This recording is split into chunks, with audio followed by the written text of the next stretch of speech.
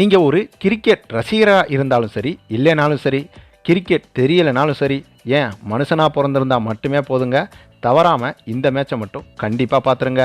ஏன்னா இது போன்ற மேட்சை இனிமேல் உங்களால் பார்க்கவே முடியாதுன்னு அடித்தே சொல்லிடலாம். ஆமாங்க, 400 வருட கிரிக்கெட் வரலாற்றில் இதுவரை எத்தனையோ மறக்க முடியாத கிரிக்கெட் மேட்சுகள் நடந்துள்ளது. ஆனால் அதுக்கெல்லாம் அப்பனுக்கு அப்பன்டா நானுன்னு சொல்கிற மாதிரி இருந்துச்சுங்க இந்த மேட்ச்சு. எஸ்ஆர்ஹெச் வெர்சஸ் டெல்லி அணிகள் மோதிய இந்த போட்டியில் டாஸை ஜெயித்த டெல்லி அணி கேப்டன் ரிஷப் பண்ட் வந்துட்டு முதல்ல பந்து வீசுறதா தேர்வு செஞ்சு இவரோட கிரிக்கெட் வாழ்க்கைக்கு இவரே கிட்டத்தட்ட சமாதி கட்டிட்டாப்லங்க. ஆமாங்க, அதுக்கு காரணம் பேட்டிங் செய்ய களமிறங்கிய எஸ்ஆர்ஹெச் அணி ஓப்பனர்களான டிராவிஸ் ஹெட்டும் அபிஷேக் சர்மாவும் சேர்ந்து அந்த வரலாற்று சம்பவத்தை எழுத தொடங்கினாங்க. இந்த 2 பேரும் எத்தனை பால் ஃபேஸ் பண்ணாங்களோ அத்தனை பாலுமே 6-4 தாங்க. ஏதோ 1-2 பால் தான் மிஸ் ஆச்சே தவிர மற்ற எல்லா பாலுமே பவுண்டரிகள் தான். உதாரணத்துக்கு சொல்லணும்னா நம்ம அபிஷேக் சர்மா எதிர்கொண்ட பந்துகளே 12 தான். இவரோட ஸ்ட்ரைக் ரேட்டோ கிட்டத்தட்ட 400. எப்படி 400 ஸ்ட்ரைக் ரேட்? அந்த பக்கம் டிராவிஸ் ஹெட்டோ 32 பாலை ஃபேஸ் பண்ணியிருந்தாப்புல. இவரோட ஸ்ட்ரைக் ரேட்டோ கிட்டத்தட்ட 300.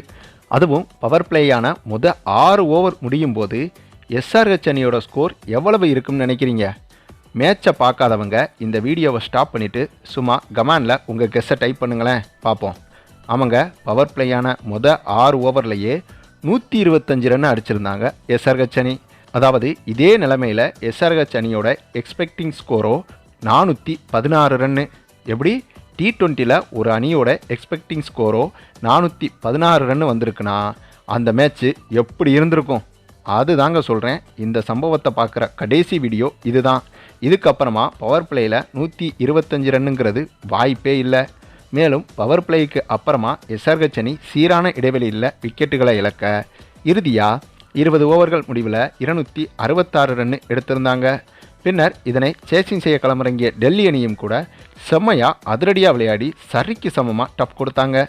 கிட்டத்தட்ட 9 ஓவர்லேயே 140 ரன்களை கடக்கிற அளவுக்கு அதிரடியாக தாங்க விளையாண்டாங்க.